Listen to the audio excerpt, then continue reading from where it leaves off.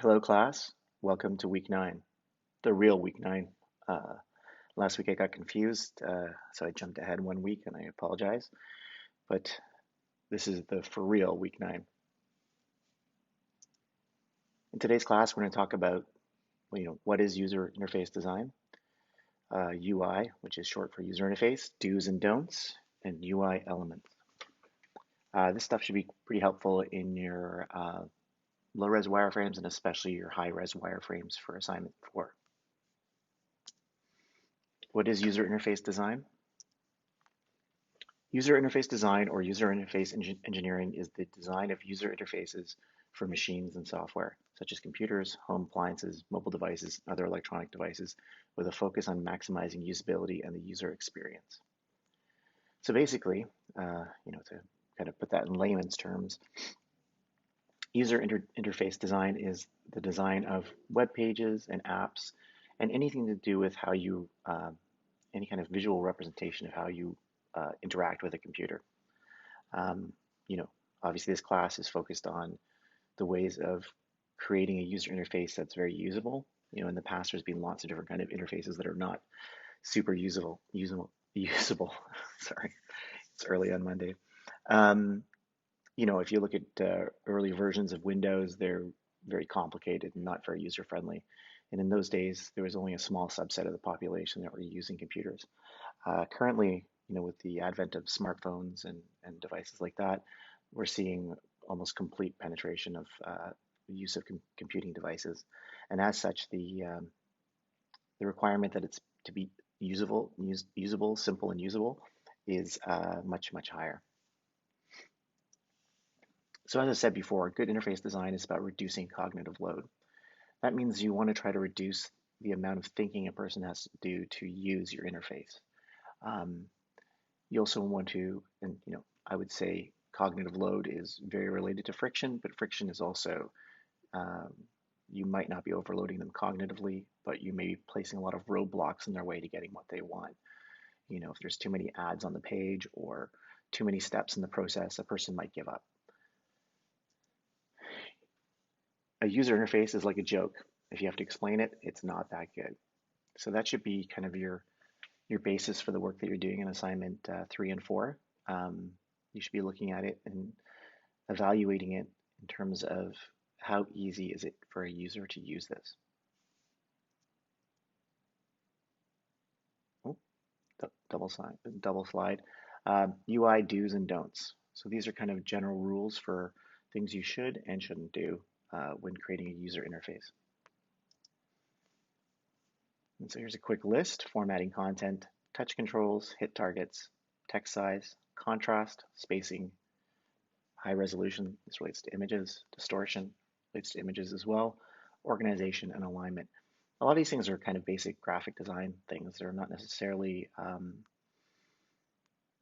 just about user interface design. They're also pretty good tips for general graphic design as a rule.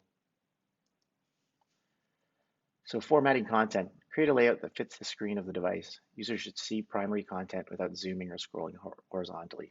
And of course, this is very important on mobile devices. So back in the olden days, when Apple first launched the iPhone, it viewed full-size web pages, so you could only ever see parts of it at a time. I was able to navigate around that experience because you could double click on content and it would zoom to that point. But for an inexperienced user, it was kind of overwhelming and difficult to use. So the bad example is on the right here, where you can't see all the content on the page. The good example is on the left, where all the content is contained within the screen real estate. Touch controls. Use UI elements that are designed for touch gestures to make interaction with your app feel easy and natural. So there's two parts to this. This first one is the good example is on the left. That's an iOS version of a date picker, and it works like kind of like a jackpot machine, where the things roll around. It's very easy to use with a finger. Um, your finger is quite large. It's hard to hit small things with your finger, small navigation elements. So the bigger it is, the better. So it's a very natural and intuitive way of selecting a date.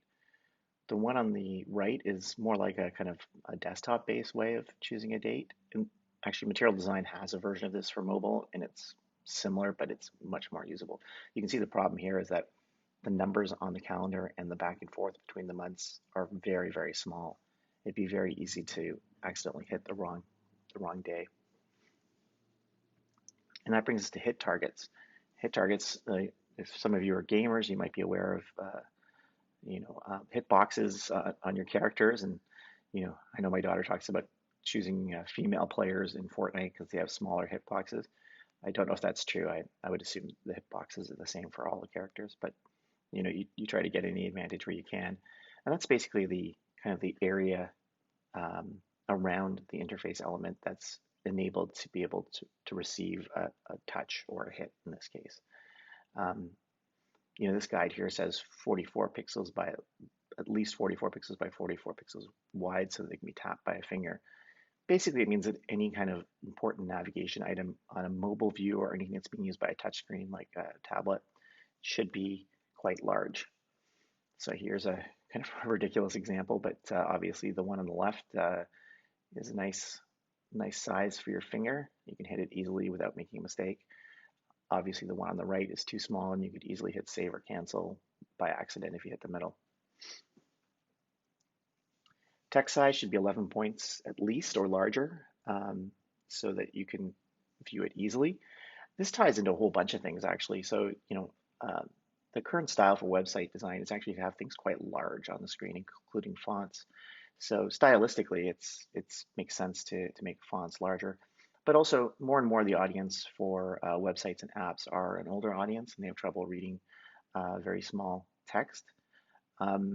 There's a much larger discussion to be had about text rendering on Retina screens, because Retina screens are sometimes 2 times the density of a regular computer monitor. And designing for them is a challenge. But I'll save that for experience design too. Yeah, basically make the text as large as you can reasonably make it without it being comically large. So here we have an example here. On the left, it's very easily readable. There's a nice separation between the lines. The font size is large.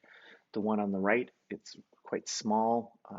Not so much separation between the lines. Everything's kind of stacked together. It makes it much more difficult to read. It makes takes more mental processing to kind of absorb the material that's on the right-hand side of the screen than the left. Contrast. Make sure there's ample contrast between the font color and the background so text is legible. I would say this applies to not just text, but any navigation element. You shouldn't make it too faint, because once again, you have people that have trouble viewing sites or trouble with their vision, and you don't want to make it more difficult for them. So here's a good example. The one on the left is quite easy to read. The one on the right is more difficult because the choice of color and the choice of darkness of the color. Spacing. Don't let text overlap. Improve legibility by increasing the line height or letter spacing. So we talked about this a little bit in the previous slide. You can clearly see the difference between the left and the right side here. Yeah. Giving everything a bit more room to breathe never hurts. High resolution. So these days on mobile devices, you have what's Apple's branded Retina, and Android phones have it as well. I'm not sure. They have probably their own brand names for it. But basically, it's screens that have pixels that are packed tighter than a normal desktop screen. In Retina, that's 2 times more, or sometimes even 3 times more. There's variations between the different phones. What this means is that the pixels are so small you can't actually see them with your eye. But the problem is if you upload a picture that's done at 72 dpi, which is the standard for desktop monitors, it will appear blurry on a Retina screen. So what you want to do is make sure you have images that are 2 times the resolution, just to take into account mobile devices and desktop devices too. All the new Apple laptops have Retina screens as well. Distortion. Always display images at their intended aspect ratio to avoid distortion. So this used to happen a lot more in the old days of the web. People would take a picture and it didn't fit in space, so they just changed the width on it and leave it the way it is. But as you can see, it distorts the picture and makes it not look good.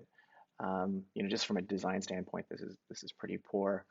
Yeah, it's better to crop into the picture to the right aspect, crop into the picture without stretching the aspect ratio.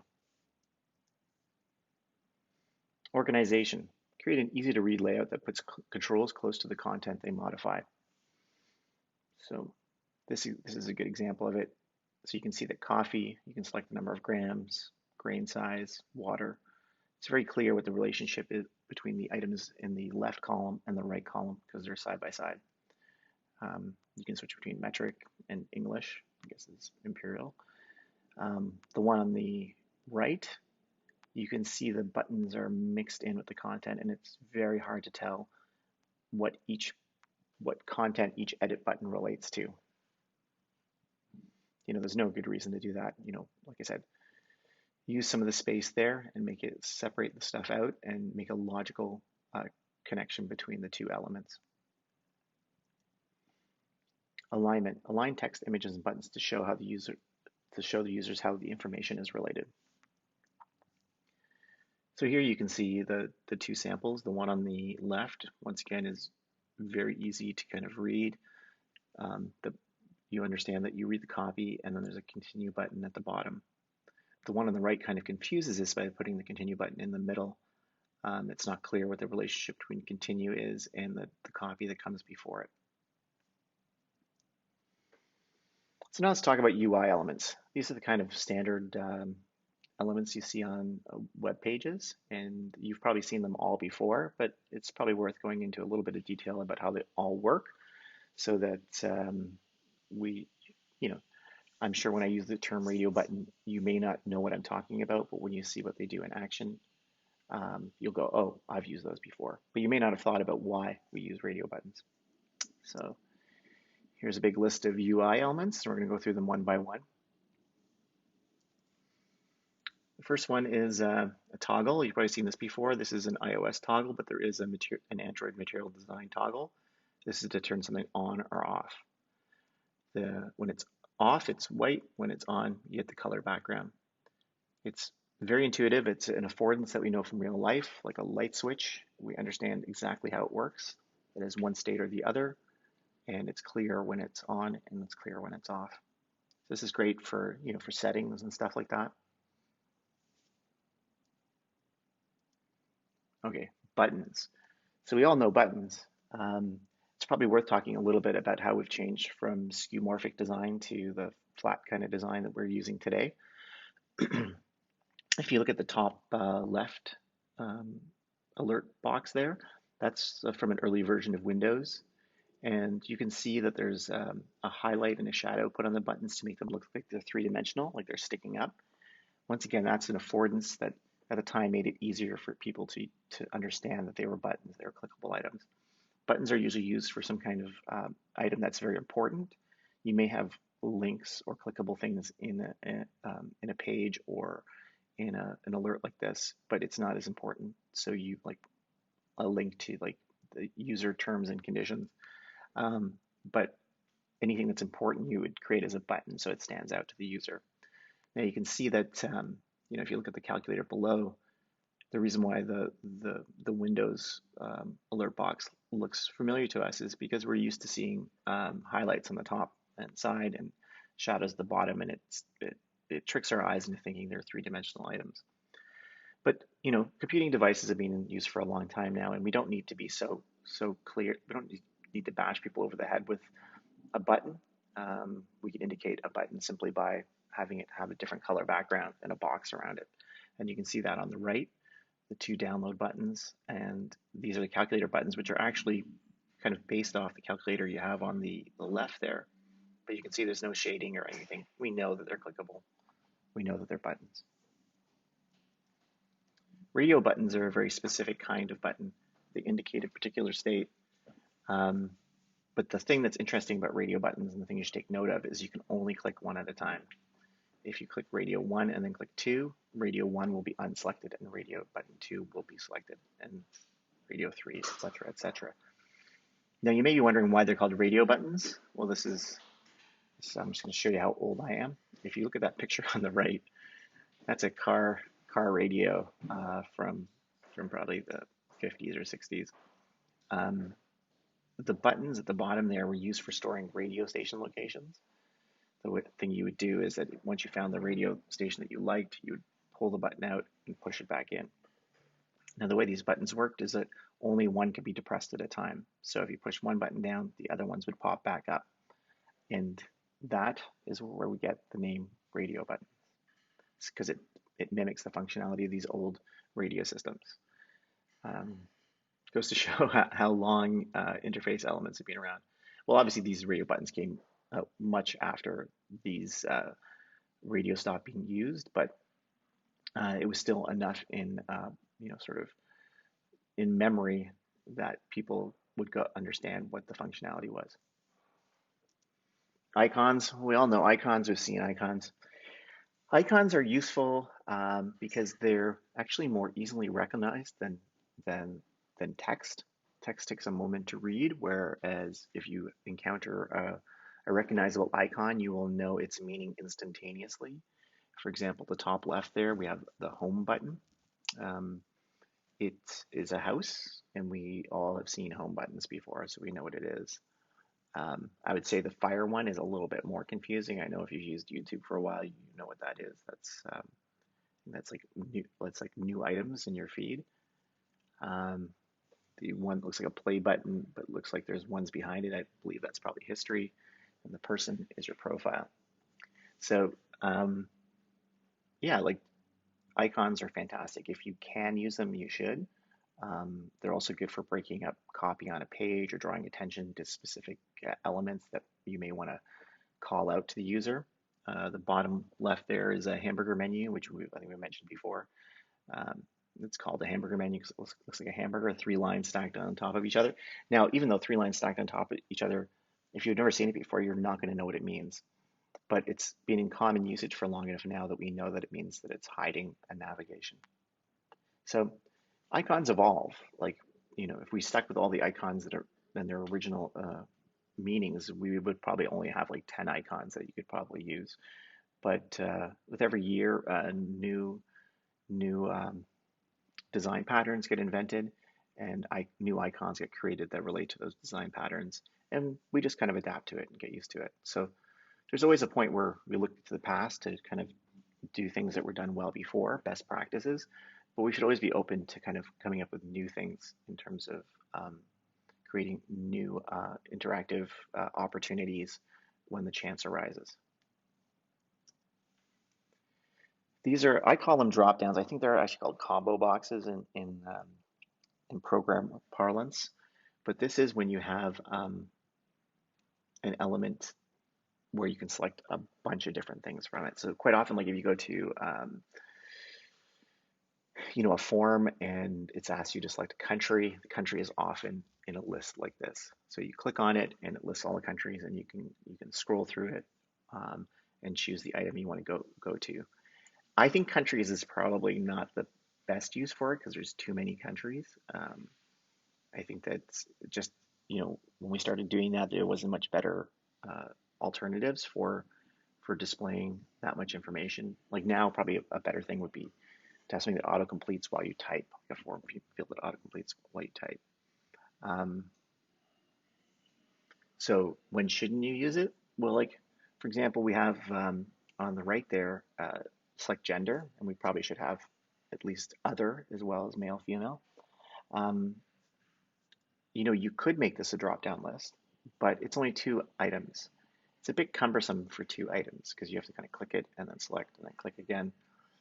In this case, a radio button would make better sense because there's only a few options, and you're usually, I shouldn't say this, but you're usually one or the other. So it's not like no, I'm not getting into trouble saying this. You get what I'm saying.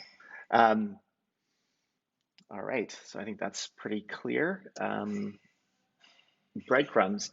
This used to be like kind of a hotter thing. I think that you only find them now on like sites like Amazon or Best Buy, sites that have a lot of stuff, and you may have to dig down many, many layers to find the item that you're looking for through many, many categories.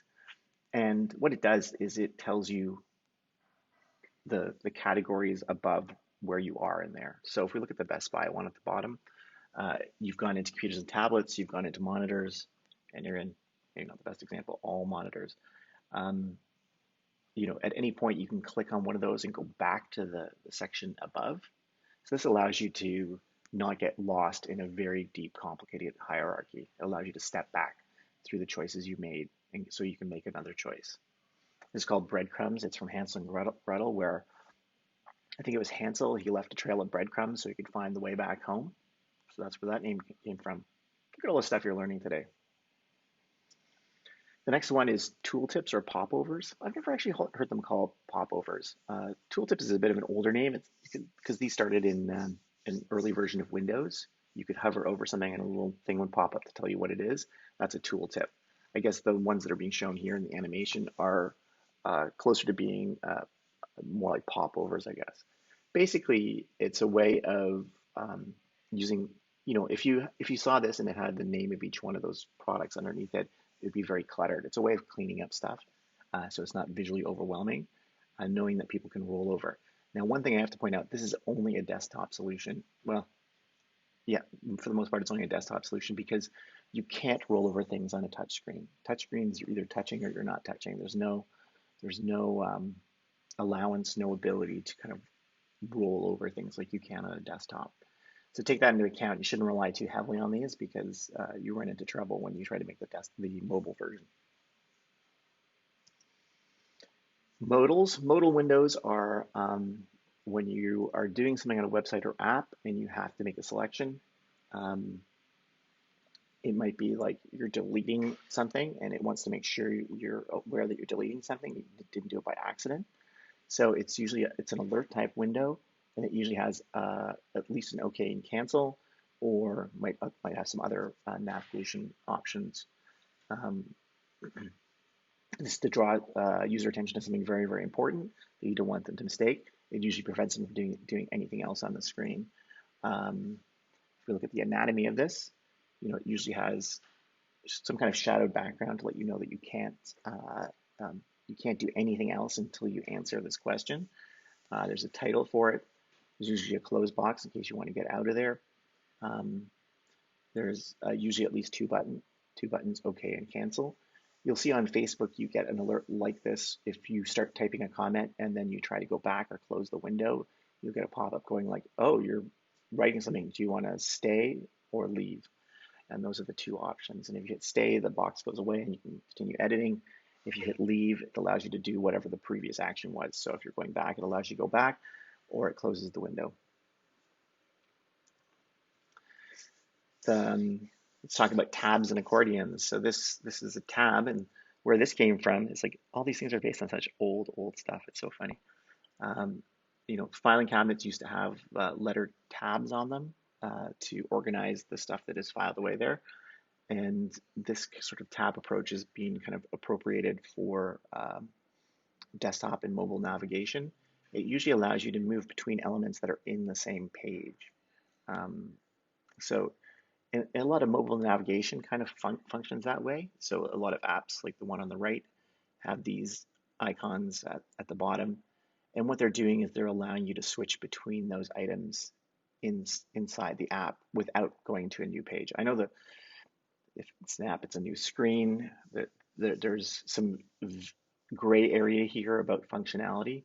But generally speaking, what a tabbed approach lets you do is kind of quickly look through multiple options without leaving the place you're at. Like you know that you're going to click on a tab, you're not going to go to some brand new screen with a new interface or anything. You know you're going to stay where you are. So that's obviously useful because sometimes people are afraid to click because they don't know what's going to happen next. But if they see a tabbed approach, then they will be confident about that at least they're not going to be taken away from where they are. Accordions are these kind of things. They usually have like a little arrow at the side. You click on it, it animates open, and you see more content. This is good when you have like an FAQ or a ton of questions and answers. stuff like that, because you can show all the questions without the answers, so they all fit on one page and they're very easy to scan. And then if there is something you're interested in looking at, you can open it up. Once again, the thing that's interesting about this functionality is that it all happens in the page. You're not going somewhere else. You know that if you click on this, it's not going to take you somewhere completely different. It's going to just show you the content in the space you're at. So progress bars and loaders. Well, you should be familiar with these. The progress bar is on the left. It shows you how far you're through a task. This would be like installing a video game, downloading stuff, anything that takes a certain amount of time, and you have to wait for it. The progress bar, the way it should function is it should be showing you how far you are through the process. Sometimes there's information associated with this, like time remaining, et cetera, et cetera. Loaders, on the other hand, which you can see on the right, which have kind of taken over a little bit, mainly because a lot of tasks on the computer are pretty quick, so you don't really need to give a time indication. You just need to send the user a message that this is going to take a second, please wait. And so that's what loaders do. And they don't indicate how far you are through the process. They just indicate that something is happening. Obviously, if you have a loader on screen for too long, that's going to break the user's expectations. They're going to go like, what's going on? How long is this going to take? So generally, the rule of thumb is if it's going to be pretty quick, you can use a loader. If it's going to take a while, you probably want to use a progress bar, especially if you know how long it's going to take. And last, this is sort of connected with modals, is an alert, but the difference with alerts are you usually don't need to take an action. You just need to be aware of something. So this is an emergency alert, and there's an X box to close it. And this, we could talk, this is form elements, which you should be familiar with. We could probably spend all day talking about it. They usually use a combination of some of the things we talked about previously, like drop-down lists, radio buttons, and stuff like that.